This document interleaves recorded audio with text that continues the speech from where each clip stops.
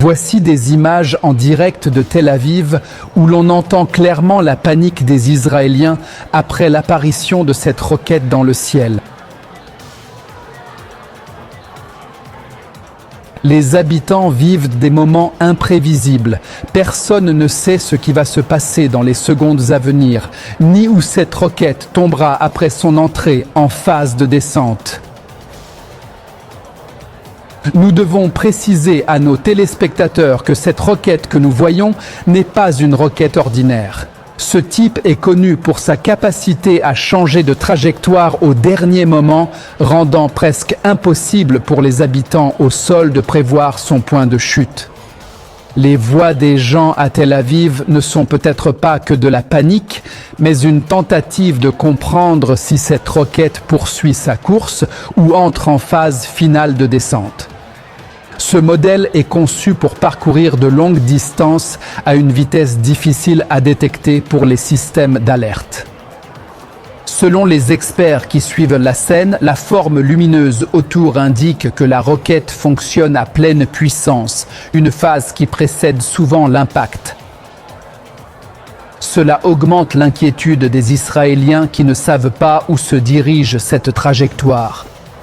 Encore une fois, chers téléspectateurs, les images que nous diffusons maintenant sont en direct au-dessus de Tel Aviv. Alors que les cris de panique persistent, on observe une grande tension dans les rues à l'approche de la phase finale du missile. Selon les informations reçues ce soir, le missile que nous voyons fait partie de la 21e salve lancée par l'Iran le 7e jour de la guerre. Aujourd'hui, vendredi 6 mars 2026. Les premières estimations indiquent que la trajectoire lumineuse dans le ciel provient d'un missile classé supersonique, ce qui explique cette montée verticale clairement visible au-dessus de la ville. Le timing de cette frappe, l'intensité de la salve et la nature du missile utilisé sont autant de facteurs qui ajoutent une nouvelle couche d'anxiété à Tel Aviv, qui vit désormais des moments suspendus, tandis que les habitants observent cette scène inhabituelle. À chaque seconde qui passe, le sentiment grandit que ce qui se déroule pourrait avoir un impact bien plus important qu'il n'y paraissait initialement. Chers téléspectateurs, nous passons maintenant en direct à ces images en provenance de Tel Aviv également, qui montrent clairement de violents bombardements secouant la ville en ce moment même. Ces images montrent une série de frappes successives tombant dans des zones densément peuplées.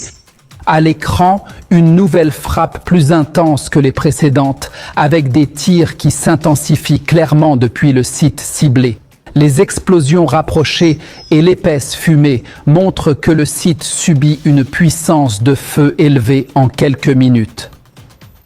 Ces développements placent la ville face à une scène sans précédent en termes de fréquence et de synchronisation des frappes, soulevant des questions sur la nature de la cible, vu l'ampleur de l'explosion sous cet angle.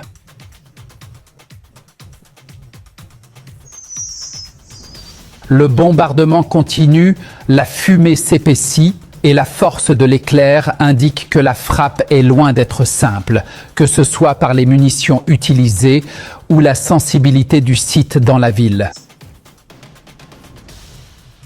Regardons ces images puis revenons.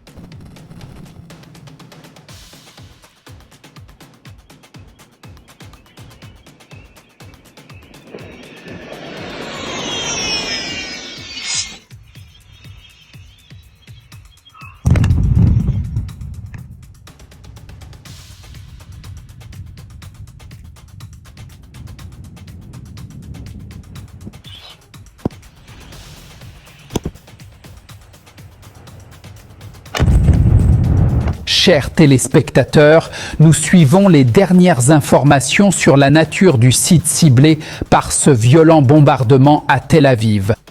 Il est maintenant confirmé que les frappes ont touché directement le complexe résidentiel des Tours Akirov, l'un des plus prestigieux de la ville, abritant l'élite politique et économique ainsi que d'éminentes figures militaires.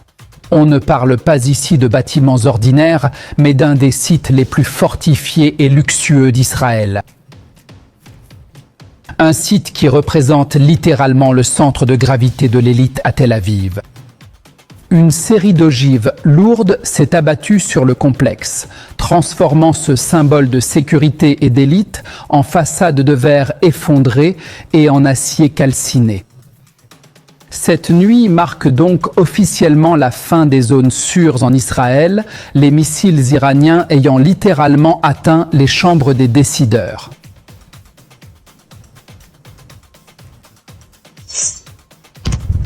Les ambulances du Magen David Adom occupent maintenant le site et opèrent sous strictes mesures de sécurité après qu'un cordon militaire complet ait été imposé autour des tours Akirov. Un cordon qui empêche définitivement l'accès aux équipes de presse, reflétant la sensibilité du site et le niveau réel de la frappe. Jusqu'à présent, les autorités n'ont publié aucun bilan des victimes, mais les sources médicales internes évoquent des blessures qualifiées de sans précédent. Des blessures qui montrent que le type de munitions utilisées diffère totalement des schémas auxquels Tel Aviv a été confrontée ces dernières années.